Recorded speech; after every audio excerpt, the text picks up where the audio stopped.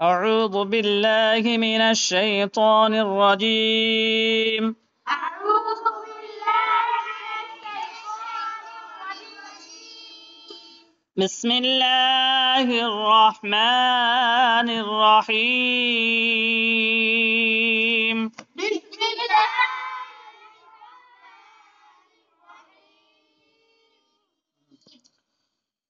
أولئك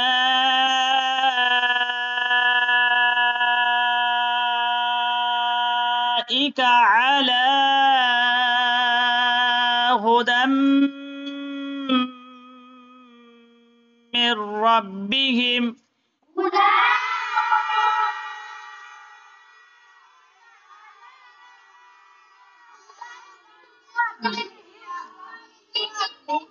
وأولئك هم المفلحون.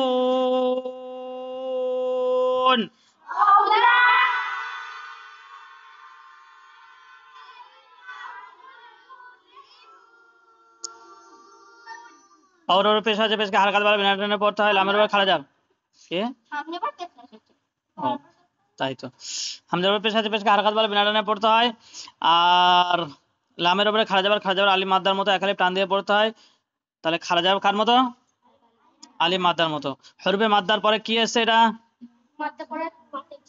হরফে মাদ্দার পরে মাদ হইছে হরফে মাদ্দার পরে আসল হামজা বা একই শব্দে হামজা এসছে মাদ্দে মুত্তাসিল আমরা তুলে নেব হামজা নিচে যে জেরকে হারকাত বিনা টানে পড়তে হয় কাবের উপর যাবার হারকাত বিনা টানে পড়তে হয় আইনের উপর যাবার হারকাত বিনা টানে পড়তে হয় লামের উপর খাড়া যাবার আলিফ মাদ্দার এক আলিফ টান দিয়ে পড়তে হয় হায়ের উপর পেশকে হারকাত বিনা টানে পড়তে হয় দালের উপরে দুজাবারকে তানবিন বলে তানবিনের পরে ইউ মিনের কটা হরফ 6টি ইয়া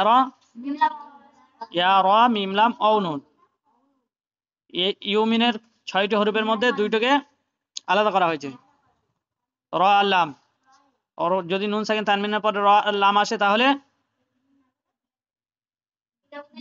বিনায় গুন্নায় জাহিদ করে তাড়াতাড়ি পড়তে হয় একে ইদগামে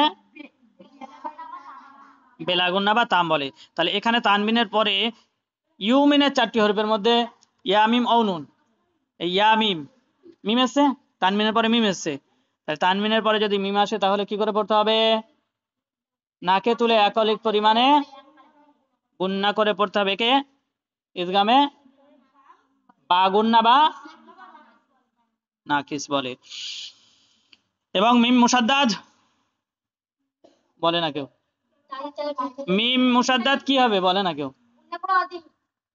মিম মুসাদ্দাদ যখন মিম ও নুনের উপরে তাজদিদ থাকে তাকে গুন্না করা হয় মিমের নিচে যে জেরকে হারকাত বিনা টানে পড়তে হয় নুনের উপরে সাকিন তাই না নুন সাকিনের পরে হরফে ইউমিনের 6টি হরফের মধ্যে র এসেছে কথা বলে না হরফে ইউমিনের 6টি হরফের মধ্যে র এসেছে তাহলে বিনা গুন্নায় তাড়াতাড়ি পড়তে হবে একে ইদগামে তাম বা ইদগামে বেলা গুন্না বলে রয়ের উপরে তাজদিদ দুবার পড়তে হয় একবার আগের হরফের সাথে একবার নিজে নিজে রর উপরে যাবার হারাকাত বিনা টানে পড়তে হয় বায়ের উপরে তাজদিদ দুবার পড়তে হয় একবার আগের হরফের সাথে একবার নিজে নিজে বায়ের নিচে জের হারাকাত বিনা টানে পড়তে হয় হায়ের নিচে জের হারাকাত বিনা টানে পড়তে হয় মিমের উপরে সাকিন এখানে মিম সাকিনের পরে যেহেতু আমরা এখানে আয়াত করছি তাহলে এখানে আর কায়দা ধরবো না মিমের উপরে সাকিন আছে ডান দিকের হরফের সাথে মিলিয়ে পড়তে হবে আর যদি এখানে আমরা কায়দা করে টেনে চলে যাই তাহলে কিন্তু মিম সাকিনের পরে ওয়াও আসছে ইজহারের স্বাভাবিক হবে হ্যাঁ আমরা এখানে যেহেতু থামছি উলাইকা আলা হুদাম মির রাব্বিহিম পড়ছি না যদি আমরা উলাইকা আলা হুদাম মির রাব্বিহিম ওয়া উলা যদি ধরে পড়তাম তাহলে এখানে কি পড়তাম তাহলে মিম সাকিনের পরে বলতাম যে ইজহারে মিম সাকিনের পরে মিম আর বা ছাড়া অন্য হরফ এসে তাই ইজহারে স্বাভাবিক হবে কিন্তু এখানে আমরা ছেড়ে পড়ছি যেহেতু ছাড়ার জায়গা আছে সেজন্য মিমের উপর সাকিন আছে ডান দিকের হরফের সাথে মিলিয়ে পড়তে এমন পড়ে নেবে হ্যাঁ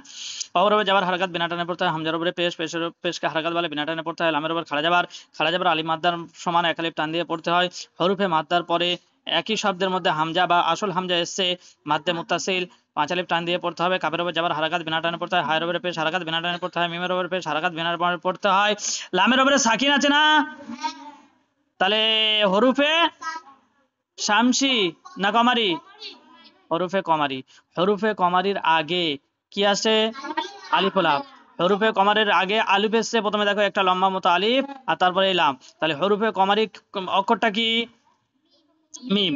হরফে কমারির আগে আলিফ ও লাম এসছে, সেই জন্য আলিফকে বাদ দিয়ে লামের সাথে মিলিয়ে পড়তে হবে। যেমন মিম, বলে না কেউ মিম, মিম লাম পেশ মূল, চোখ দিয়ে দেখ, উল্টাপাল্টা বলবি নি। মিম লাম পেশ মূল। আচ্ছা, মিমের উপরে পেশ হারাকাত বিনা টানে পড়তে হয়। ফায়ের উপরে যাবার, ফায়ের উপরে কি রে? ফায়ের উপরে সাকিন, তার ডান দিকের হরফের সাথে মিলিয়ে পড়তে হয়। লামের নিচে জের, হারাকাত বিনা টানে পড়তে হয়। হা ও ও মাদ্দা।